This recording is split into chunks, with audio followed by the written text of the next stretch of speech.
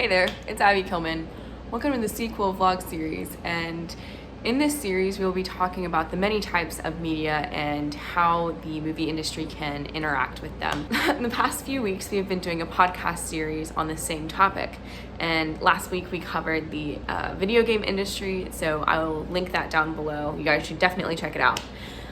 Today we are going to be talking about the history and influence of the internet and the different types of technology that have been created to bring about the internet. So let's get started. As I said earlier, to talk about the history of the internet, we need to talk about the different types of technology that have come about and brought this to us. So we're going to look all the way back to about 200 to 70 BC. That's right, I said BC, where the ancient Greeks created a device called the Antikythera mechanism. Archaeologists have recently found out that they would have likely used this device to chart the universe and the cosmos. And the Smithsonian just released an article about this, I kid you not, 2 days ago. I am definitely going to link this down below. It was a very interesting read. So now we're going to skip a few years ahead to the closest thing that might resemble a computer that we might see. This device started popping up in the late 1930s through the mid 1940s. And to help teach us about this, I have invited a special guest to tell us a little bit about this. Hi there, my name is Frank Devnutil, retired naval officer who spent nearly 30 years working with radar, weapon, and communication systems. U.S. Navy Rear Admiral Grace Hopper during World War II helped develop the world's first electrical mechanical computer, the Harvard Mark I, which was used to do mathematical calculations during the Manhattan Project. Since then, her work led to digitizing the world's topography, storing large amounts of data, and also being able to transmit data and voice communications literally around the world almost instantaneously. This was basically the world's precursor to the internet and the World Wide Web. The next big point in our timeline would be the race to space, which started in 1955 and ended in 1975.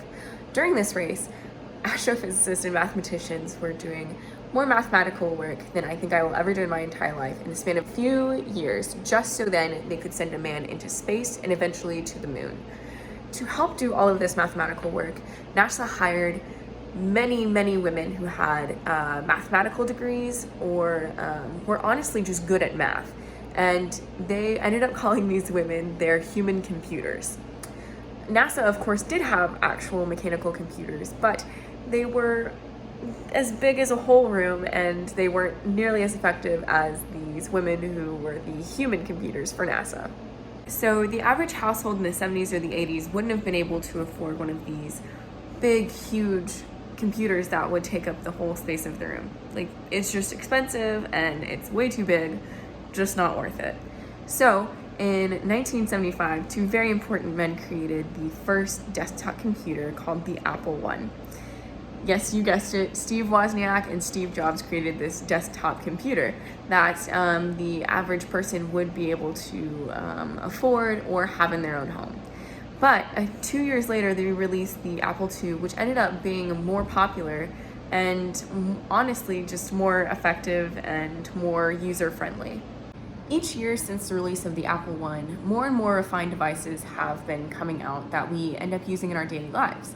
In fact, you might even be watching this video on a device called a laptop.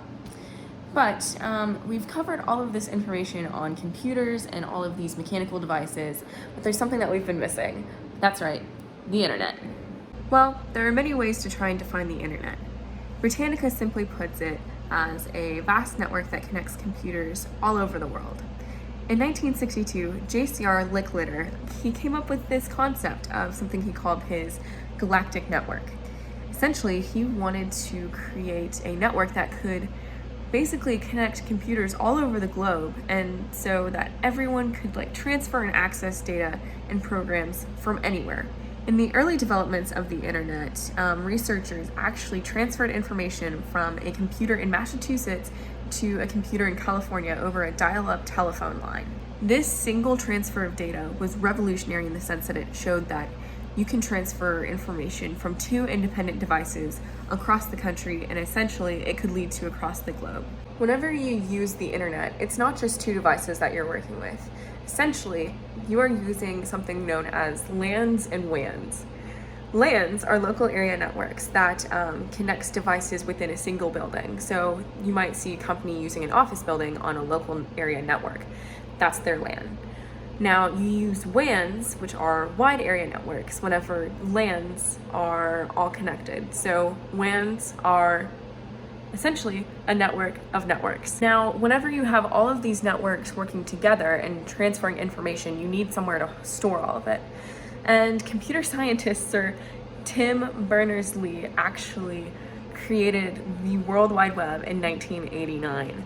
And so what the World Wide Web did was it was a place for all of these people to just store all of this information for everyone to access it. This is outstanding because for the first time almost ever, you can actually access information from across the world from your home computer. Well, there we have it. The history of technology and computers and the internet all summed up. Something that I feel is important to talk about is the effect and influence that these technological devices and the internet have had on our society. Earlier, we talked about the Harvard Mark I and how they used this device in the Manhattan Project. The Manhattan Project was essentially creating the atomic bomb, which would lead to killing thousands of people. Yes, it did stop the war in a sense, but I mean, any killing is still killing. In an interview with Vanity Fair, Sir Tim Berners-Lee actually stated that he regrets creating the World Wide Web. Berners-Lee intended for his creation to be used globally, and yep, it's used globally. But the issue is when something is used on such a grand scale, there is not really a good way to control it. People use the World Wide Web to share false information, to hack websites, and ultimately just to spread evil. Anything that is available to all people will end up leading to harm, and in some cases, more harm than good. And so my encouragement for you today is to go about spreading good. Do more good than harm. All right, we covered all of this information about technological devices and the internet. In our next vlog, we'll be talking about the interaction between social media and the movie industry. This was Abby with the C-Quill, and we'll see you later.